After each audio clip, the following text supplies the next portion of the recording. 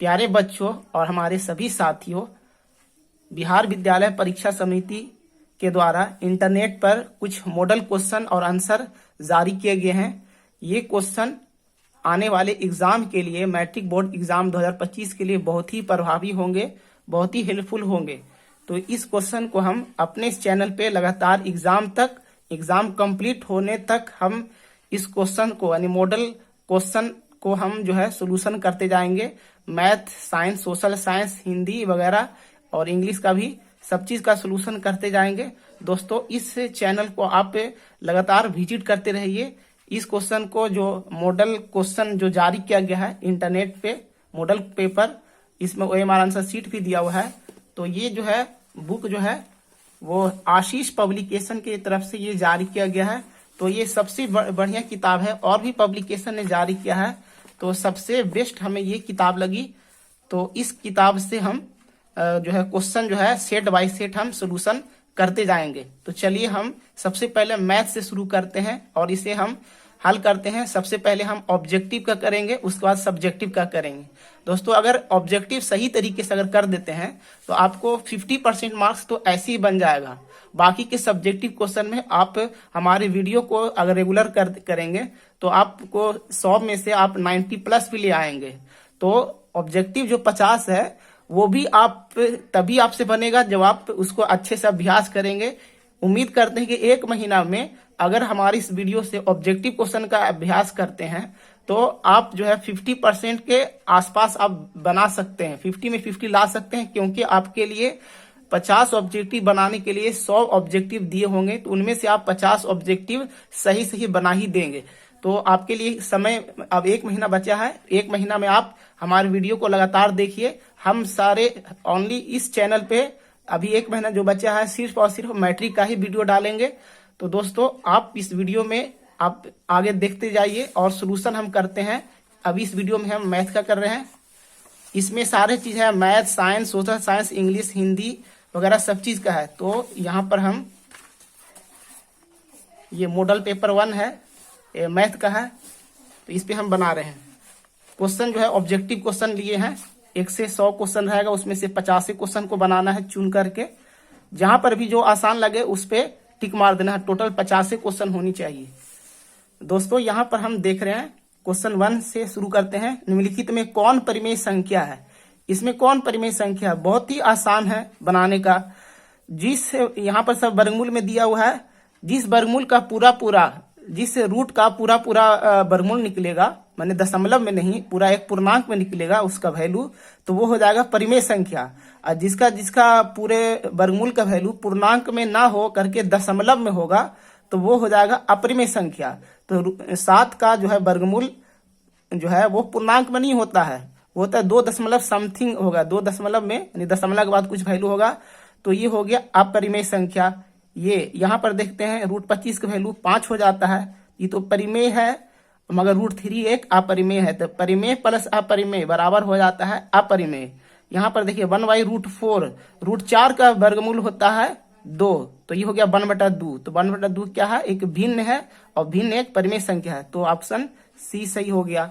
तो option C जो है परिमेय संख्या है। यहाँ पर देखिए √9 गुने √3, √9 जो है, √9 जो है वो एक परिमेय संख्या है, मतलब इसका वर्गमूल 3 आ गया, और 3 गुने √3 तो जो है ये अपरिमेय हो गया। तो इसमें से ए ही ऑप्शन सी जो है परिमेय संख्या हो गया, बाकी A, B, D अपरिमेय है।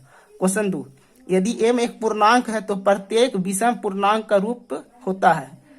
m एक पूर्णांक है तो उस पूर्णांक में अगर 2 से गुना कर देंगे तो वो एक सम संख्या मिलेगा, 2 से गुना कर देंगे तो सम संख्या मिलेगा। यहाँ बोल रहा है विषम पूर्णांक, तो सम में 1 जोड़ देंगे तो वो विषम मिल जाएगा, सम संख्या में 1 जोड़ देते हैं तो वो विषम मिल जाएगा। तो यहाँ से ऑप्शन डी सही हो गया। अब यहाँ देखिए क्वेश्चन 3, निम्नलिखित में किसका दशमलव प्रसार शांत है? किसका दशमलव प्रसार शांत है? दोस्तों, इस क्वेश्चन को बहुत ही इंपॉर्टेंट जो है, बहुत इंपॉर्टेंट है, अच्छे से ध्यान में देखना है, क्योंकि इसके लिए बहुत सारे बच्चे मात खा जाते हैं। इसमें हमको हर को देखना है, अंश को नहीं देखना है। अगर हर का गुणनखंड अगर 3 से कट जाता हो, अगर हर का गुणनखंड 2 और 5 हो, तो ये जो है केवल 2 और 5 आ रहा है, 1 2 5 और वही संख्या, तो वो संख्या इसका वैल्यू जो है दशमलव प्रसार शांत होगा। अगर उसका जो है उसके गुणनखंड में 3 आ रहा हो या और कोई भी विषम संख्या आ रहा हो 2 5 को छोड़ करके, तो वो संख्या जो है वो आपका दशमलव प्रसार अशांत हो जाएगा। यहाँ देखिए 13 सते 91, तो ये जो है ये शांत नहीं है, दशमलव प्रसार शांत नहीं अशांत हो गया। 23 का देखिए 1 गुना 23, इसका गुणनखंड करते हैं तो ये भी जो है प्रसार, इसका दशमलव प्रसार शांत नहीं है। यहाँ पर देखिए इसका जो हो, इसमें इसका ऑप्शन डी में देखते हैं तो ये हो गया 3 से ये कट रहा है, तो ये भी जो है अशांत है। यहाँ पर देखिए इसमें 3 से नहीं कट रहा है, 3 से नहीं कट रहा और कोई भी अभाज्य संख्या नहीं है, तो ये जो है संख्या जो 80 जो होगा वो दशमलव प्रसार शांत इसका हो जाएगा।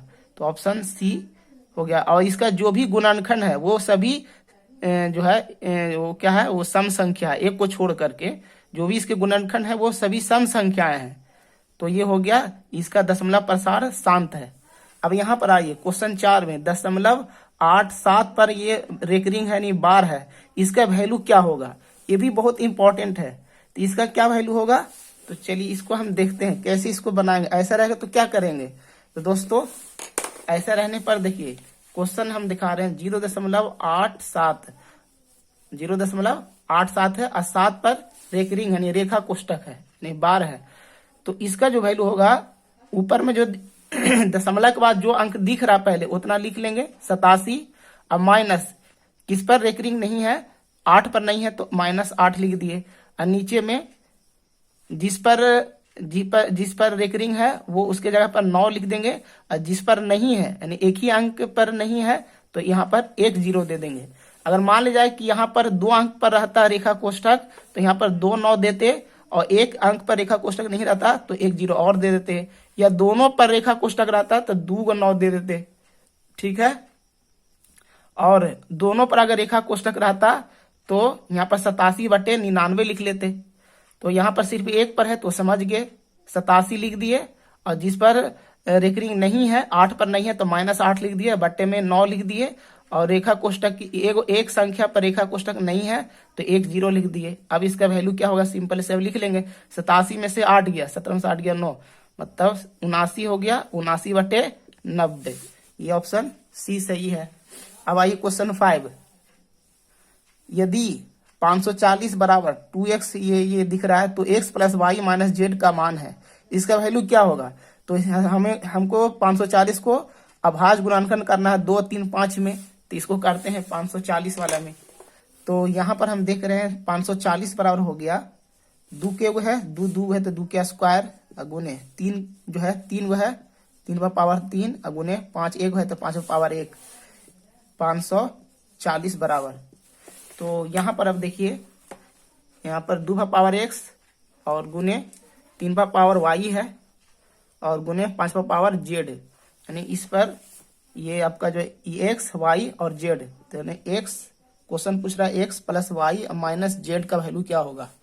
तो x का वैल्यू 2 + 3 - 1 कितना हो गया 4, ये ऑप्शन 4 आ गया। इसमें से ऑप्शन ए सही हो गया, वो 5 का ए हो गया सही। निम्नलिखित में कौन अपरिमेय संख्या है, इसमें कौन अपरिमेय है।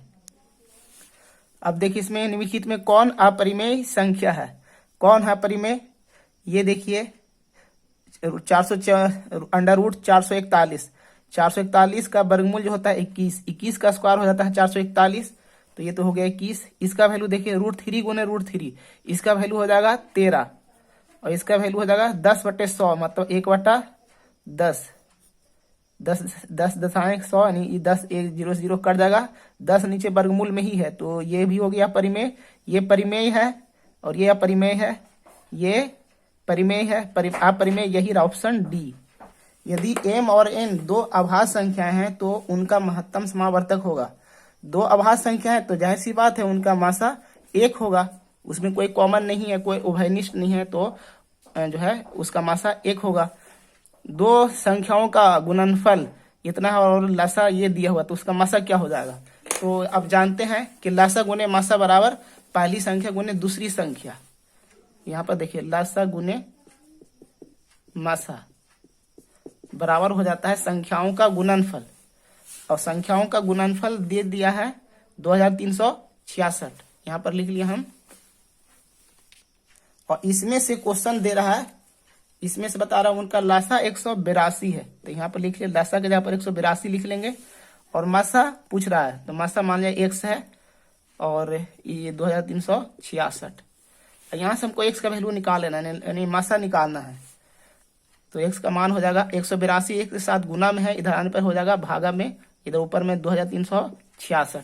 अब इसको हम काटेंगे, कटना चाहिए। 91 दूनी 182 होता है, देखो 13 से कट रहा है, 13 का 13 52, 13 चौके 52, 13 से ये भी कट ही जाएगा, 13 का 13, 10 बच गया 106, 13 8 74 से 2 बच गया 26, 13 दूनी 26 कट रहा है। 14 से फिर ये कट जाएगा, फिर काटे 14 से, 14 का 14, 14 का ये 4 42, 14 42, इसका वैल्यू 13 आ गया, यानी मासा का वैल्यू आ गया 13। ऑप्शन कौन सा सही है? 13 दिख रहा है, हाँ ऑप्शन ए सही है, 8 का ए सही हो गया। और यहाँ पर देखिए क्वेश्चन नंबर 9, निम्नलिखित में किसका दशमलव प्रसार अशांत है? जैसे कि यहाँ पर क्वेश्चन नंबर आपने जो है ये बनाया था, क्वेश्चन नंबर 3 समझ लिया था, इसी तरह से ये भी है। इसमें देखना है कि इस चारों ऑप्शन में से किस ऑप्शन का हर 3 से कटता हो। जो 3 से कट जाएगा, जो संख्या 3 से कट रहा है, जाहिर सी बात वो अशांत होगा। तो यहाँ पर देखिए 4 4 8 1 9 9, हर जो ये संख्या है 4 से 41 3 से कट रहा है, तो ये ऑप्शन डी हो गया। यदि P बराबर ए बी क्यू और Q बराबर ए 4 बी, ये फिर ये दिया हुआ है पी क्यू धनात्मक पूर्णांक तथा ए बी अभाज्य संख्या है, तो पी क्यू का लासा निकालना है। पी और क्यू का लासा निकालिए। यहाँ पर देखिए P बराबर दिया हुआ है ए बी क्यू, अच्छा, और Q बराबर दिया हुआ ए 4 बी, तब पी क्यू का लासा निकालना है, पी क्यू का लासा। यहाँ पर लासा बराबर हो जाएगा, लासा बोलते हैं जो दोनों में से कोई एक में महत्तम घात वाला जो होगा वही लिखेंगे। ए वाला देखते हैं, ए पर पावर यहाँ 4 है, यहाँ पर 1 है, तो यहाँ ए पर पावर 4 ले लेंगे। अब बी में देखिए यहाँ पर 1 है और यहाँ पावर 3 है, तो महत्तम घात वाला 3 ले लिए। यहाँ से लासा बराबर वैल्यू हो गया ए पर पावर 4 और बी पर पावर 3। तो ऑप्शन कौन सा दिख रहा है? ए पर पावर 4 बी पर पावर 3, ऑप्शन सी सही है। ठीक है, अब देखिए क्वेश्चन नंबर 11, निम्नलिखित में से कौन सा युग्म सह अभाज्य है? सहअभाज्य युग्म वह युग्म है जो दो संख्याओं का मासा 1 आता हो, तो वो दोनों संख्याएं सह अभाज्य कहलाती हैं। तो ये ऑप्शन यहाँ पर बी हो गया। यहाँ पर देखिए इसको P बटे Q के रूप में लिखना है, 0.3125, इसको लिखना है P बटा Q के रूप में। तो ये बहुत सिंपल है। यहाँ पर देखिए, देखो बच्चों 0.3125 है, इसको P बटा Q के रूप में, मतलब अंश बटा हर के रूप में लिखना है।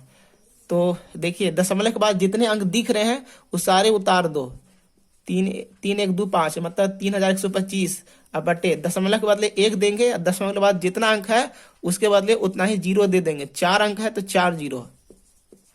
अब इसको हमको काट करके छोटा कर देना है। 3125 625 गुने 5 बराबर हो जाता है 3125, और ये 2000 गुने 5 बराबर 10,000। 5 से 5 तो कट ही जाएगा, और 25 से ये कट रहा है, 25 25 है 625, 25 से ये काट देंगे, 25 ठीक है, दूसरा 0, फिर ये 5 से काट देंगे 5, 5 से इसको काट देंगे 16, मतलब 5 बटे 16 हो गया। तो ऑप्शन इसमें कौन सा हो जाएगा? 5 बटे 16 दिख रहा है ना, ऑप्शन बी सही है। इतना सिंपल सा है। अब देखिए क्वेश्चन नंबर 13 देखिए, यहाँ पर निम्नलिखित में से कौन सा बहुपद है? कौन है इसका बहुपद? जिस बीजीय व्यंजक में x अगर वर्गमूल में हो या फिर x से हर में हो तो वो बहुपद नहीं होगा। बीजीय व्यंजक तो होगा लेकिन बहुपद नहीं होगा। तो यहाँ पर देखिए x जो है वो हर में है तो बहुपद नहीं है। यहाँ पर x देखिए वर्गमूल में है तो वो बहुपद नहीं है। यहाँ पर हाँ ये बहुपद है क्योंकि x ना तो वर्गमूल में है और न ही हर में है, तो ऑप्शन सी सही हो गया। यहाँ पर देखिए x वर्गमूल के अंदर में है, सो ये बहुपद नहीं है, ऑप्शन सी सही है।